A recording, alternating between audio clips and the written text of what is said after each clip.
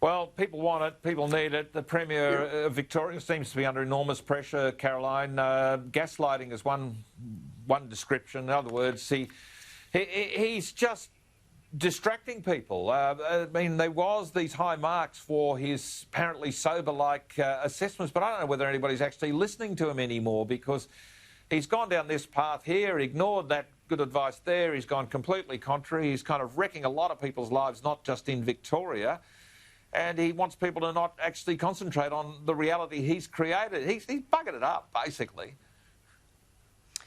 Yeah, and the worrying thing has been that inconsistency of advice within the Victorian Health Department as well, about whether you're asymptomatic and if you have to test, and whether you have to go back into quarantine till you get your results. And when there's that sort of inconsistency and the government can't get that simple message on track, well then, firstly, Victorians lose confidence, and second of all, you can't, well, you shouldn't anyway, but you can't blame Victorians for not doing the wrong thing when you're not telling them to do the right thing.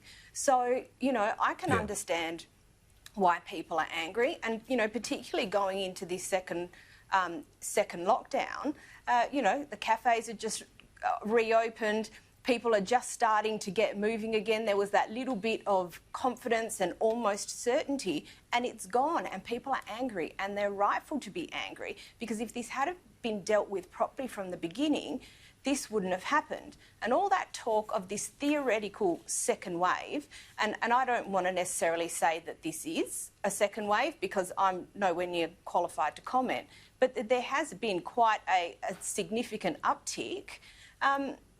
It's even more terrifying for personal and business confidence, because we're seeing the theory play out in the practical. And then that's why that whole loss of confidence then infects into the other states, and everyone gets scared.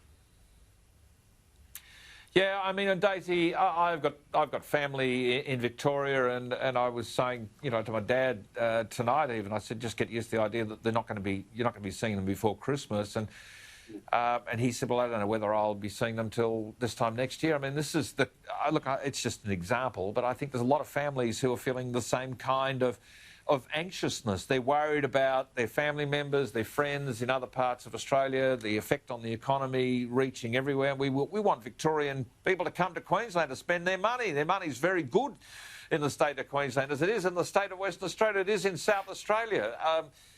We want Victorians to travel, Daisy. This is really affecting the national psyche, but we've got to know there's a light somewhere down the end of the tunnel.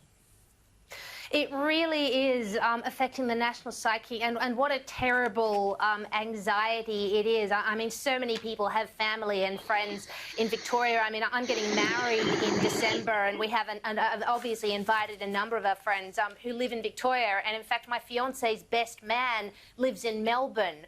So, you know, you know, look, it's a first world problem, but there are a lot of people who would be in that kind of situation. They've got things coming up, they've got family down there, you know, they're desperate to have any kind of special moment with them, but, you know, then there's this sort of invisible enemy preventing all of that, and also just no sign of hope, no sign of a light at the end of the tunnel. And I think that messaging from politicians and from Daniel Andrews is really wrong and really unfair, and the amount of blaming that he has done of the people of Victoria, I think is just obscene. I mean, he posted on Twitter a very long thread the other day that literally started with saying X amount of people in Victoria have done the wrong thing.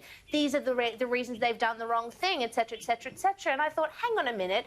Isn't it true? I mean, I've heard reported that all of this new spike in cases can be traced back to the muck-up with the hotel quarantine situation, which sits squarely on the shoulders of the government, who were warned from day dot not to staff the hotel quarantine with security guards, but to use the police and the army instead. I mean, I think that's absolutely terrible messaging, and it doesn't do anything to quell anyone's anxieties or despair in Victoria or anywhere else in Australia. No, they're calling it a dandemic for a reason.